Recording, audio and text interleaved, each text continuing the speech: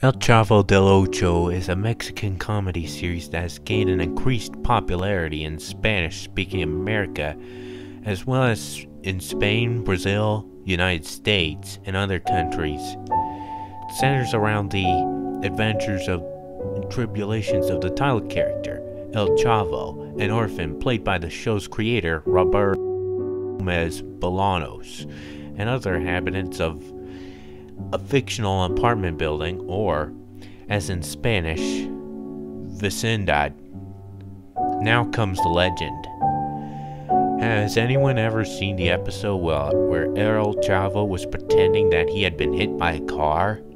Because if you did, or if you lived during the time it was broadcast, you may have noticed that there was a period of 4 months between this and the previous episode. Okay, what happened in this period of 4 months?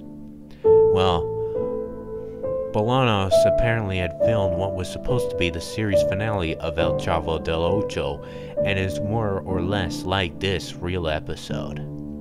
According to several former executives, the episode goes like this. The episode begins with the characteristic intro of the series, but the sound is outdated. When the vecindad comes into view, no one shows up. The gate opens as if someone were to enter, but no one goes in. It goes on like this for 2 or 3 minutes with this change of shots, and then you finally see El Chavo enter and hear the laugh track.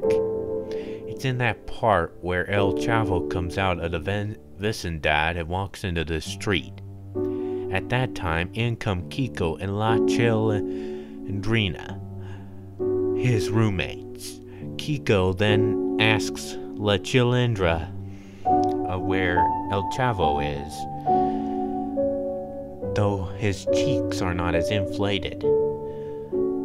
La Chili says he's in the street with tomato sauce. At the exact moment she says the street, you will hear a horrible roar that does not appear on all versions of the tape. After the fade out is the scene from the episode which was broadcast. You know, the one where El Chavo pretends to be run over, where the characters in the vecindad were crying. The sound is outdated and sobs seem to be coming from a lot more people. Just that there is a cut scene for what appears to be a commercial break. Then there is a change to another scenario, with Don, Professor Girafales, Kiko, and La Chile in front of a black background. In front of them appears to be a coffin with the body of El Chavo, but he's not seen. The 5 characters are especially heartbroken.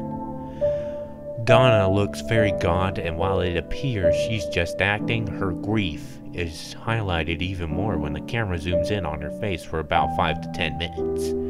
In this incredibly long scene, Kiko and La Chile say, "Cafito," in heartbroken voices.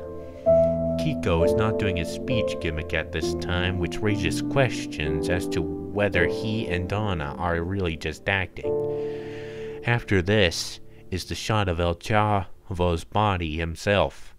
It is here more than anywhere else that raises questions, as the body of El Chavo is actually taller than Roberto. El Chavo's suit is too small, and you can see that he's also too fat and his skin color is a bit too dark. Both of his legs are broken and bleeding. The cap that covers his face and his head are covered in blood, and his arms are twisted and emaciated. His trunk seems to have exceptionally clean stab wounds all over it. The scene lasts for 5 minutes, then the characteristic ending theme of El Chavo del Ocho plays. There was a period of 4 months between the time this episode was filmed and where Chespirito rejoined his team, and there was a controversy over who played the body. It was clearly shown that it was not a dummy, and it certainly wasn't any actor who has appeared in it as an extra or two before or after this.